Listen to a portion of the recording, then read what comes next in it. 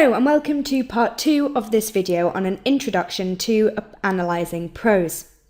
Continuing on from the previous video, we're now going to look at some of the different types of narrative used in prose. This is by no means comprehensive, but these are some of the main types of narrative that you might come across in your study of prose literature. We're going to look at first-person narrative. We're then going to look at third-person narrative. We're going to look at omniscient narrators, free indirect discourse, and the stream of consciousness style of narrative.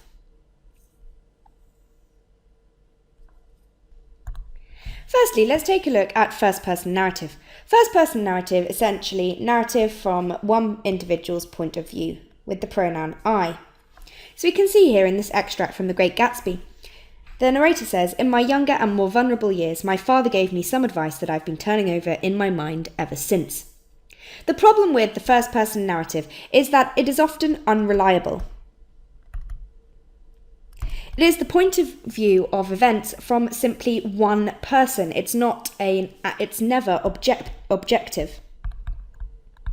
So it's always from one person's opinion and point of view. So that it's unreliable and biased, which creates interesting layers to the narrative. Moving on now to third-person narrative. Have a read of this extract from Sense and Sensibility by Jane Austen. We can see in this third-person narrative that it is essentially a narrator that is not involved in the text. It is describing the events of each character without being a character themselves within the novel. It also is able to kind of talk about each character separately. For example, it's talking about Eleanor, talking about her characteristics, and also talking about Mrs. Dashwood's characteristics. So it's able to jump between characters and talk about them with the same amount of objectivity and kind of distance, and this really contrasts to a first-person narrative. Third-person narratives are often referred to as omniscient narrators. Essentially, omniscient means all-knowing. And this means that the narrator knows everything about what's going to happen, all of the characters, so they have kind of a godlike presence in the novel.